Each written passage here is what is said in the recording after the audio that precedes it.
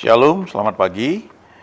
Ada satu hal yang menarik ya tentang doa, dan ada seorang hamba Tuhan yang pernah bagikan, dia dipakai Tuhan luar biasa dalam pelayanannya besar sekali. Dari negara dunia berkembang, tapi pelayanannya berkembang sangat luar biasa, dan dia sendiri juga tidak hanya sebagai pendeta, gembala, tapi juga sebagai konsultan ya bagi orang-orang penting di seluruh dunia. Nah, dia bilang begini bahwa salah satu ya karunia terbesar yang Tuhan berikan kepada manusia itu adalah kehendak bebas. Ya. Jadi manusia itu bebas memutuskan arah hidupnya, bebas menentukan nasibnya itu akan kemana. Manusia diberi kesempatan ada di dunia ini, tapi juga diberi kebebasan untuk bisa memutuskan dia nanti mau kemana ya sampai akhir hidupnya, dan itu akan menentukan di kekekalan dia seperti apa. Nah, itu menurut hamba Tuhan ini pemberian yang sangat luar biasa, tapi juga sangat berbahaya.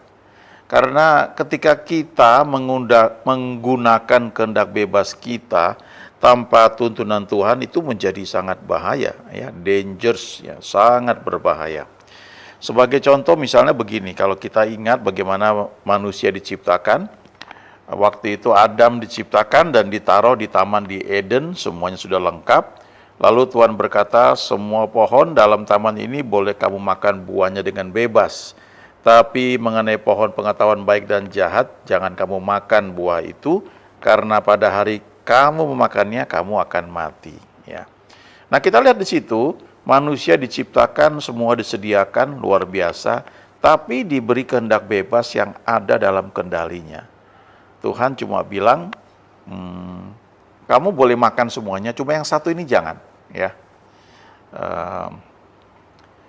Dan kita tahu, Tuhan tidak menempatkan kerub ya di dekat pohon pengetahuan baik dan jahat itu.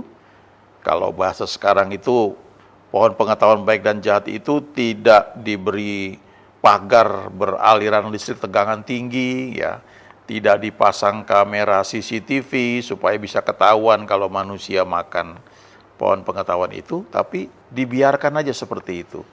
Nah, ada banyak hal yang menarik ya dari ayat ini saja ya di kitab Kejadian ya pasal 2, bahwa manusia itu bukan robot. Ya, jadi kita perlu sadar bahwa apapun yang terjadi dalam hidup kita ya, itu sedikit banyak itu dipengaruhi oleh kehendak bebas kita ya.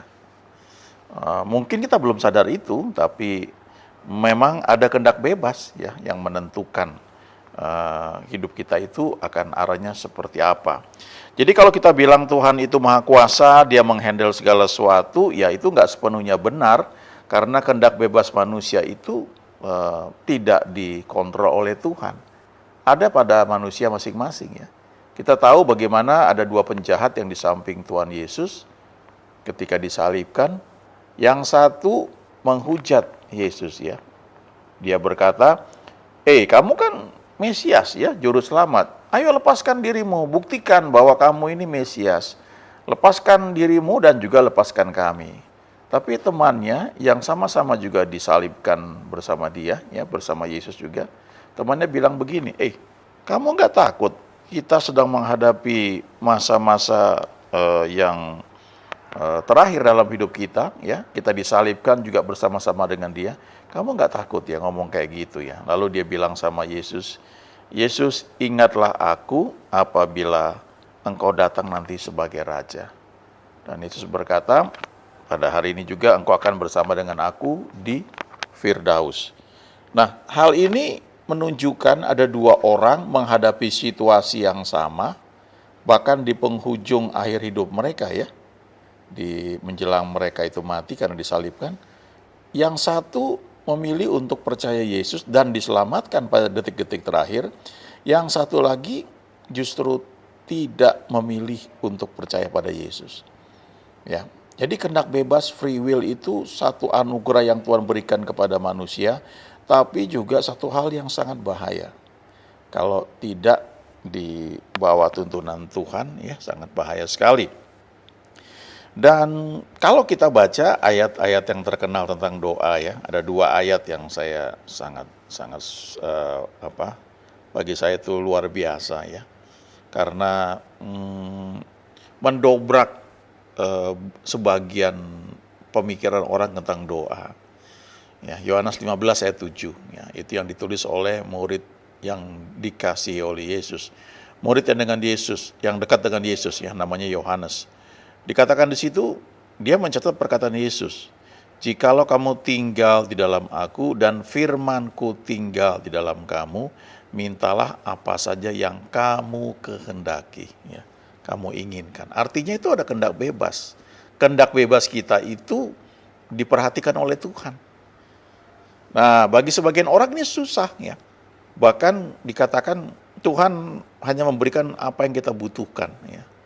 Ya, menurut saya itu sebagian benar, ya. Karena kalau misalnya kita masih kecil, ya, orang tua kita kan sayang sama kita. Apalagi kalau kita menjadi anak pertama atau anak tunggal, maka kerinduan orang tua kita untuk bisa memberikan apa aja yang kita inginkan. Tapi nggak semua juga bisa diberikan mengingat usia kita. Ya, nggak mungkin lah kita dikasih main-main dengan pisau yang tajam kalau kita masih kecil, ya. Jadi orang tua kita itu peduli, ya, care. Tapi kita kan bertumbuh semakin dewasa. Jadi kita ini semakin mengerti apa yang kita minta ini baik atau tidak baik, ya. Nah, di sisi lain pengertian ini bisa memblokade, ya, keberanian kita untuk minta di dalam doa. Kita udah takut duluan. Tuhan itu Maha Kuasa, Dia tahu apa yang kita butuhkan, betul, ya. Dia Maha Suci, betul. Lalu kita ini merasa tidak layak sampai kita nggak berani minta sesuatu yang itu adalah keinginan kita, ya. Padahal Yohanes 15 ayat 7 berkata itu yang dikabulkan itu keinginan kita atau kehendak kita, ya. Kita seringkali dibatasi oleh doa Tuhan Yesus yang dia ucapkan di Taman Getsemani, ya. Janganlah kehendakku melainkan kehendakmu lah yang terjadilah. Itu betul, nggak salah doa itu, ya. Yakobus juga bilang hal yang sama. Kalau kita berdoa nggak dikabulkan, mungkin karena kita salah berdoa. Yang kita minta itu kita maksudkan untuk memenuhi nafsu kita, jadi nggak diberikan. Itu betul juga, ya. Tapi di bagian lain Alkitab kalau kita pelajari, Tuhan itu peduli sama kehendak bebas kita, ya. Di Mazmur 37 ayat 4, ya. Orang kedua yang saya lihat mencatat mengenai doa adalah Daud, dan orang ini mendapatkan gelar, ya, sertifikat berkenan kepada Tuhan. Dikatakan di situ di Mazmur 37 ayat 4, bergembiralah karena Tuhan, maka Ia akan memberikan kepadamu apa yang diinginkan hatimu. Bayangkan, itu kehendak bebas loh, ya. Jadi sampai hal-hal yang menyangkut selera kita, Tuhan itu peduli. Kalau kita kembali ke kitab Kejadian misalnya, ya, ketika Tuhan membuat menyediakan makanan, ya, bagi manusia di Taman di Eden, ya. Dikatakan di Kejadian pasal yang kedua, kalau kita lihat ayat 8, selanjutnya Tuhan Allah membuat taman di Eden di sebelah timur, disitulah ditempatkannya manusia yang dibentuknya itu. Ayat 9, lalu Tuhan Allah menumbuhkan berbagai-bagai pohon dari bumi yang menarik dan yang baik untuk dimakan buahnya, ya. Dan pohon kehidupan di tengah-tengah taman itu serta pohon pengetahuan tentang yang baik dan yang jahat. Kalau kita baca ini, kesannya pohon kehidupan ini ada di tengah-tengah taman, dan nampaknya pohon pengetahuan tentang yang baik dan jahat itu juga ada di tengah taman, ya. Jadi kelihatannya berdampingan, ya, kalau kita baca seperti ini, ya. Kalau kita lihat lagi tadi Kejadian pasal 2 yang saya bacakan tadi, ya, ayat 9, Tuhan Allah menumbuhkan berbagai-bagai pohon dari bumi yang menarik dan yang baik untuk dimakan buahnya. Jadi Tuhan itu tidak hanya menyediakan makanan yang baik, yang sehat, tapi juga yang penampilannya menarik. Kadang-kadang ada orang yang berprinsip begini, kita makan apa aja yang penting kenyang. Lalu ada yang lebih baik ya, kita makan apa saja yang penting sehat ya. Walaupun mungkin nampaknya nggak enak makan itu, penampilannya nggak baik, yang penting enak. Tapi ada orang yang punya standar lebih tinggi dan memang itu Tuhan eh, buat di sini ya, di ayat 9 ini kan. Jadi kita makan makanan yang baik, tidak asal kenyang, tapi makanan itu juga yang menarik ya. Sehingga kalau ditaruh di meja makan itu ditata begitu rupa dengan baik, ya menarik hati ya. Nah, cuma yang menarik hati itu juga eh, bisa berbahaya. Nah, itu kita bisa lihat di Kejadian pasal 3 ya. Kalau kita lihat em, ketika iblis ya dalam berupa ular menggoda Hawa, dia berkata begini di Kejadian 3 ayat 1. Tentulah Allah berfirman, semua pohon dalam taman ini jangan kamu makan buahnya, bukan? Lalu ayat 2 ya, salah perempuan itu kepada ular itu, buah pohon-pohonan dalam taman ini boleh kami makan, tetapi tentang buah pohon yang ada di tengah-tengah taman. Ya, berarti ini kan di tengah-tengah taman ya, kesannya berdampingan dengan pohon kehidupan ya. Dikatakan di sini Allah berfirman, jangan kamu makan ataupun raba buah itu nanti kamu mati. Ya, ini nanti kapan-kapan kita bahas ya bagaimana Hawa ini eh, menambahi firman ya, karena Tuhan gak larang raba buah itu ya, tapi jangan dimakan itu perintahnya. Nah, lalu ular bilang ya, iblis bilang lewat ular, oh enggak begitu kok, tapi kalau kamu makan nanti kamu akan mengerti tentang baik dan jahat. Lalu ayat 6 perhatikan ya, Kejadian 3 ayat 6. Perempuan itu melihat bahwa buah pohon itu baik untuk dimakan dan sedap kelihatannya. Nah, sesuatu yang terlihat ini ya. Lagi pula pohon itu menarik hati karena memberi pengertian. Jadi sesuatu yang baik itu juga belum tentu, sesuatu yang kelihatan baik, menarik hati, belum itu baik, belum tentu itu baik buat kita atau cocok buat kita. Nah, ini yang perlu kita pelajari ya. Kita punya kehendak bebas. Kita bisa memilih.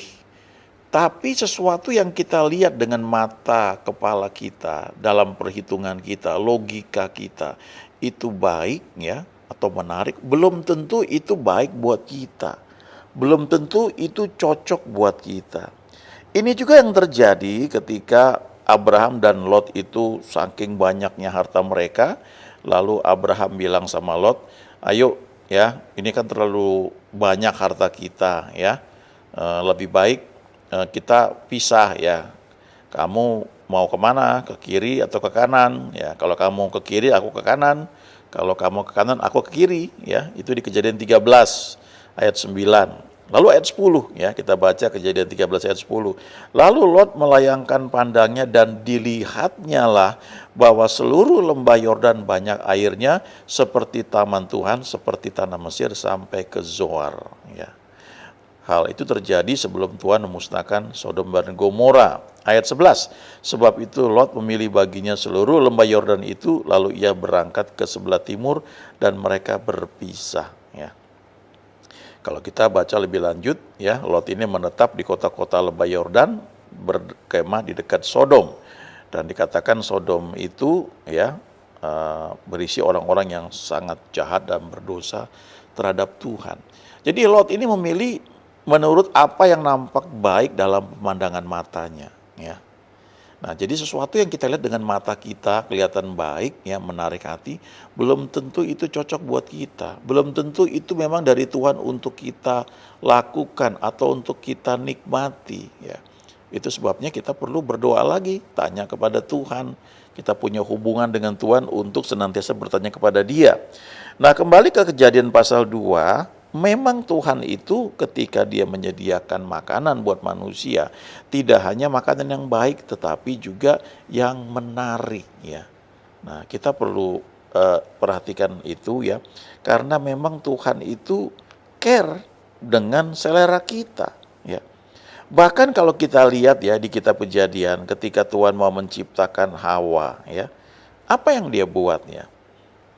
Dia bilang begini ya, di Kejadian pasal 2 ayat 18 ya. Tuhan bilang begini, tidak baik kalau manusia itu seorang diri saja. Aku akan menjadikan penolong baginya yang sepadan dengan dia. Nah, itu rencana Tuhan, itu kehendak Tuhan. Tapi dia nggak langsung ciptakan itu. Tapi apa yang dia buat? Ini ayat 19-nya. Lalu Tuhan Allah membentuk dari tanah segala binatang hutan dan segala burung di udara, dibawanyalah semuanya kepada manusia itu untuk melihat bagaimana ia menamainya. Dan seperti nama yang diberikan manusia itu kepada tiap-tiap makhluk yang hidup, demikianlah nanti nama makhluk itu. Ayat 20 perhatikan di sini ya. Manusia itu memberi nama kepada segala ternak, kepada burung-burung di udara, dan kepada segala binatang hutan. Tetapi baginya sendiri ia tidak menjumpai penolong yang sepadan dengan dia. Artinya sebelum Tuhan itu memberikan wanita, ya, penolong yang sepadan dengan manusia, dengan Adam pada saat itu, dia tumbuhkan dulu satu keinginan atau kebutuhan. Ketika Adam ini, manusia pertama, memberi nama kepada setiap makhluk yang ada. Sementara dia memberi nama, dia lihat tidak ada penolong yang sepadan dengan dia. Dia merasakan satu kekosongan. Dia butuh teman yang seperti dia. Nah, lalu setelah itu baru ayat 21. Lalu Tuhan Allah membuat manusia itu tidur nyenyak.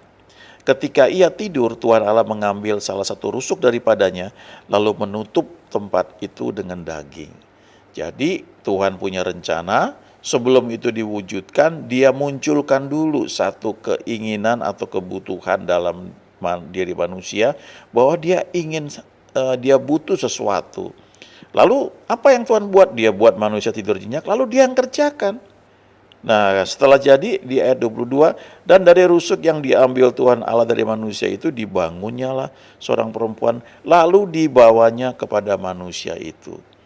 Nah, dari ayat ini saja kita bisa belajar percaya ya, bahwa jodoh itu juga Tuhan yang mengaturnya ya. Kalau kita mau percaya, mengizinkan Tuhan yang mempertemukan kita yang masih single ya, dengan orang yang tepat ya, yang menjadi pasangan hidup selanjutnya. Ini Tuhan yang membawanya ya.